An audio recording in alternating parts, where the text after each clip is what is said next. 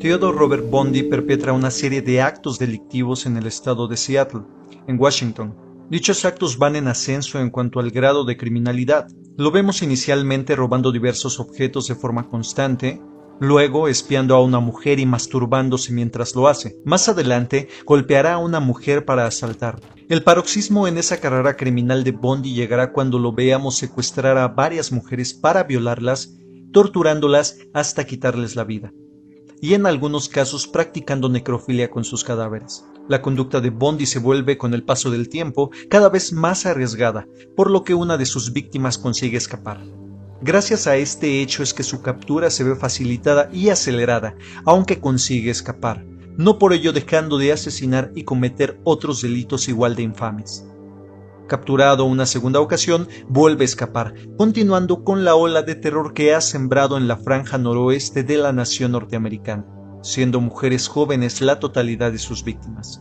Arrestado una vez más, es posteriormente juzgado y condenado a muerte en la silla eléctrica. Al final, la película alterna las escenas con pietaje de la vida real, en la que los americanos se congregan ante la cárcel donde Bundy será ejecutado, pidiendo unánimemente no sea perdonado y se le ponga final a ese episodio tan doloroso en la vida de esa población.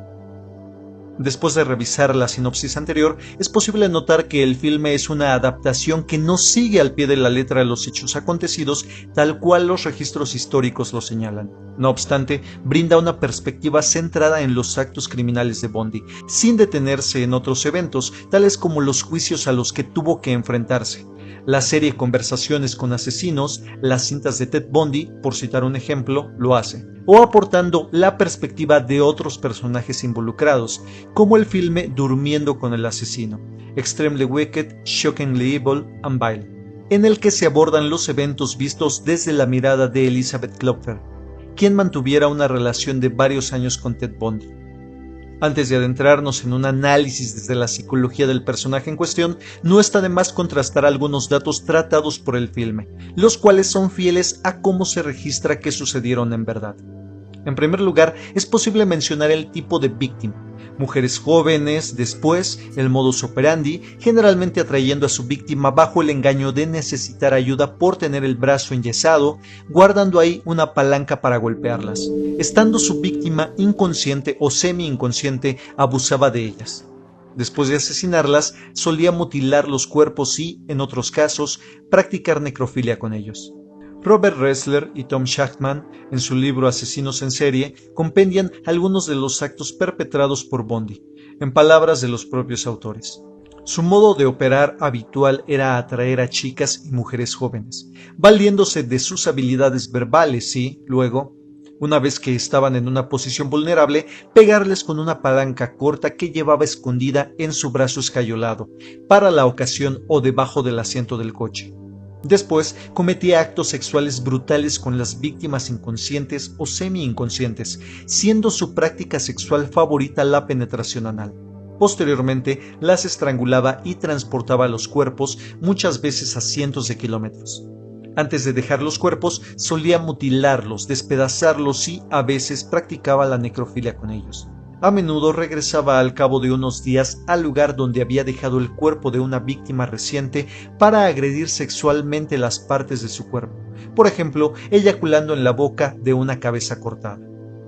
Esto nos permite observar ya uno de los elementos clave en el análisis criminológico, y el cual es el modus operandi. A diferencia de otros asesinos en serie, como Herbert Mullin, cuyo modus era más bien desorganizado, en el caso de Bundy era posible establecer ciertos patrones o al menos constantes en sus prácticas, lo cual lo clasifica como un asesino organizado.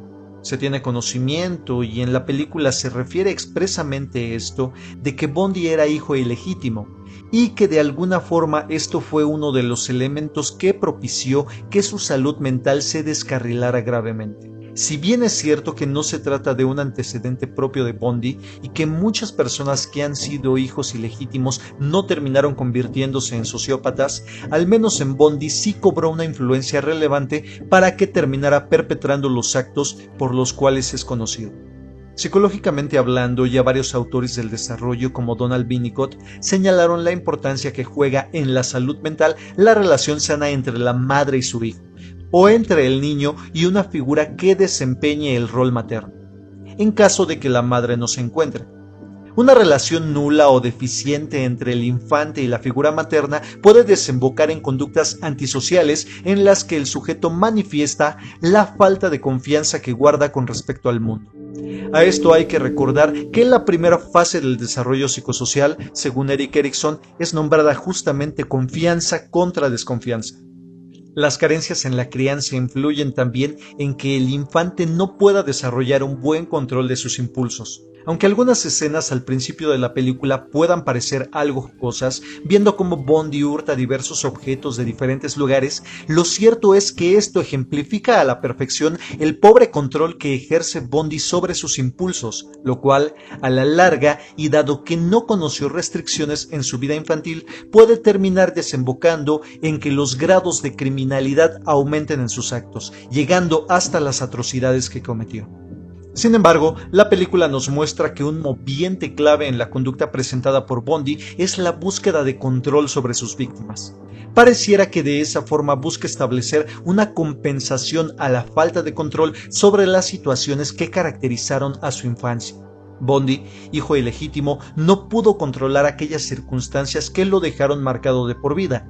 Para contrarrestar este trauma, podemos suponer, busca ejercer un control no solo sobre la libertad de las mujeres a las que secuestró, violó y asesinó, sino sobre su vida sobre todo. Para entender esta hipótesis, hay que tener en cuenta lo que Bondi dice en la escena donde lleva a una joven al bosque. Le refiere que ahí él tiene el control, antes de ahorcarla. En cuanto a una clasificación psicopatológica, las conductas de Bondi, así como las de otros asesinos en serie, recaen en lo que el DSM-5 llama personalidad antisocial, la cual se caracteriza principalmente por un patrón dominante de inatención y vulneración de los derechos de los demás. Algunos de los criterios que definen la presencia de este trastorno para su diagnóstico son los siguientes: incumplimiento de las normas sociales respecto a los comportamientos legales que se manifiesta por actuaciones repetidas que son motivo de detención, desatención imprudente de la seguridad propia o de los demás, ausencia de remordimiento que se manifiesta con indiferencia o racionalización del hecho de haber herido, maltratado o robado a alguien. El último punto cuadra con el concepto vulgar o profano de lo que es el trastorno de la personalidad antisocial, el cual suele denominarse como sociopatía o psicopatía fuera de los círculos profesionales. La sociopatía usualmente se concibe como la falta de empatía, la cual es más que clara en el caso de Ted Bundy. Como es posible observar, tanto en la película como en la revisión de lo que la historia refiere, este parece hallarse únicamente preocupado por las consecuencias de sus actos sobre sí mismo, que sobre los sentimientos e integridad de los demás. El epílogo del filme no es de ninguna forma caprichosa o dado al azar. Responde a una declaración hecha por Bundy, quien llegó a referir en un momento que los asesinos en serie somos sus hijos, sus esposos y estamos en todas partes. Al final de la película vemos a varios niños diciendo a la cámara: "Yo soy Ted Bundy". Una niña incluso lleva cargando un gato muerto, y el semblante que muestra no es de aflicción o arrepentimiento, sino de gusto y de satisfacción. A través de este final se simboliza clara y sabiamente que, si no hay un control ni una atención parental o brindada por las figuras de crianza, esos niños y niñas pueden terminar siendo convertidos por la sociedad en criminales. Esto, por supuesto, no es una justificación para los posibles actos violentos que se realicen. Es tan solo una reflexión derivada de las palabras de Bundy, quien quizá y solo quizá intuyó que si su infancia hubiese sido diferente, tal vez su destino también hubiese podido ser de otra forma.